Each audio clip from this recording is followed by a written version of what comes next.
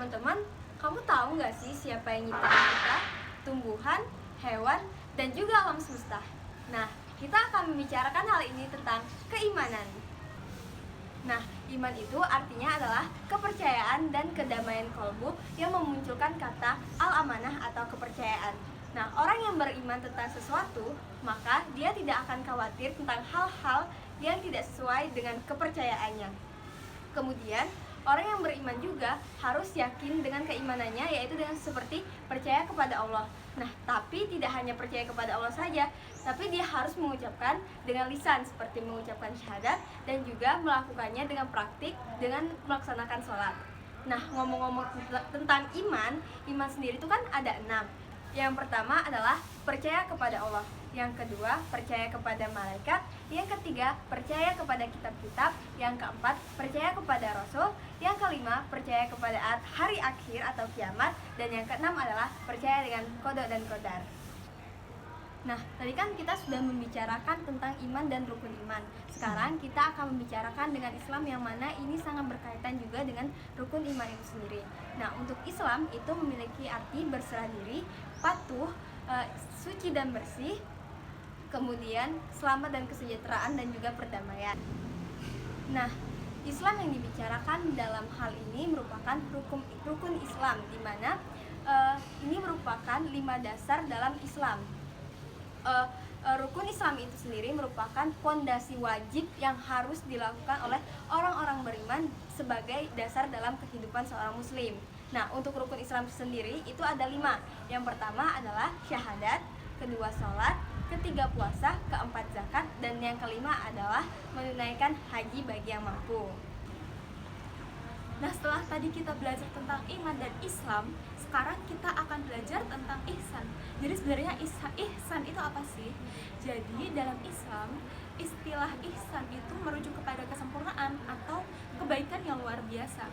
Sedangkan apabila kita merujuk kepada hadis Nabi Muhammad SAW, ihsan itu berarti cara seseorang dalam beribadah itu seolah-olah dia bisa melihat Allah.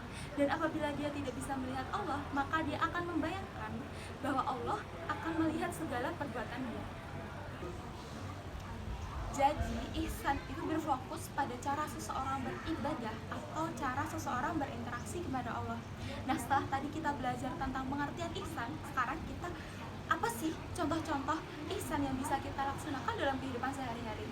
Yang pertama itu adalah orang yang melakukan sholat dengan sungguh-sungguh dan dengan penuh keikhlasan.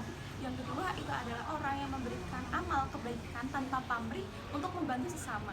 Dan yang ketiga adalah orang yang berpuasa dengan penuh kesadaran tinggi melihat dari nilai spiritualnya. Nah, karena tadi kita udah belajar tentang ihsan, sekarang kita akan belajar tentang insan kamil. Jadi insan kamil itu apa sih? Nah, dalam istilah, insan kamil itu berarti merujuk kepada individu yang sempurna atau individu yang sudah mencapai tingkat kesempurnaan tertinggi dalam pengembangan spiritualitas dan moralitas. Nah, biasanya seorang insan kamil dalam melaksanakan ibadahnya, mereka sudah tidak lagi mengharapkan pahala dari Allah Subhanahu wa taala, tapi mereka mengharapkan ridho dan rahmat dari Allah Subhanahu wa taala. Nah, sedangkan contoh-contoh insan kamil itu seperti tokoh-tokoh sufi, filsuf Islam, ulama, dan masih banyak lagi. Jadi sebenarnya apa sih perbedaan tentang ihsan dan insan kamil? Oke, jadi pada intinya ihsan itu lebih berfokus kepada cara seseorang beribadah kepada Allah Subhanahu wa taala. Sedangkan insan kamil lebih berfokus kepada individu yang telah mencapai tingkat kesempurnaan tertinggi dalam pengembangan spiritualitas dan moralitas. Nah, ihsan adalah salah satu komponen dari perjalanan seseorang untuk mencapai insan kamil. Maaf ya Mbak, sebelumnya mengganggu waktunya, boleh perkenalkan nama sama brandnya? Perkenalkan, nama aku Andi Nanti dan aku dari Prodi Akuntansi. Jadi aku mau tanya nih Mbak, pihak pertama, apakah kamu percaya atas diri kepada Allah Subhanahu wa taala?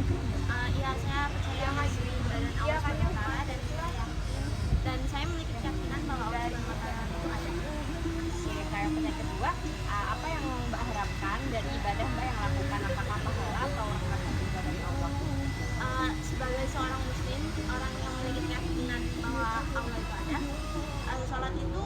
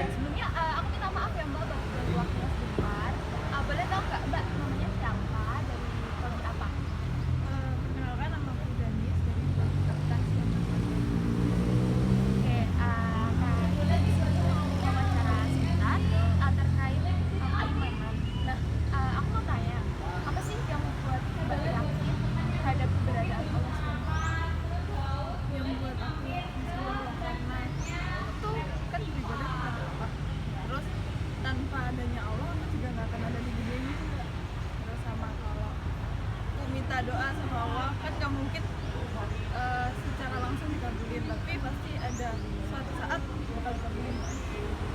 Oke, oke, oke. Nah, selanjutnya apa ada yang lain nggak? Oke, oke. Jadi kan tadi kan ngomongin ibadah, doa. Nah, dari ibadah yang kamu lakukan tuh apa sih yang kamu harapin? Pahala atau lainnya gitu? Aku tuh harusnya pahala sama rahmatnya Allah. Kalau kan aku ibadah sama Allah pasti dapat pahala. Terus kalau rahmat aku bisa bangun, aku bisa melakukan aktivitas itu kan juga akan dapat pahala. Itu sih. Oke, pertanyaan terakhir yaitu bagaimana sih pendapat kamu jika ada orang muslim nih yang murtad karena suatu alasan? Pendapatku karena aku tuh orangnya nggak suka ngurusin kehidupan orang lain, jadi kayak ya yang penting dia melakukan itu kan karena perilakunya sendiri kan, bukan karena paksaan orang lain juga. Lebih baik aku nggak bisa ngurusin hal itu. Jadi Kalau gitu sampai di sini. Sebenarnya aku makasih banyak ya Mbak sudah ganggu waktunya gitu. Sampai jumpa lagi.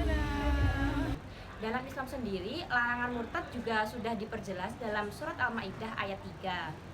Cara-cara untuk menghindari diri dari kemurtatan yang pertama itu adalah memperdalam ilmu agama kita.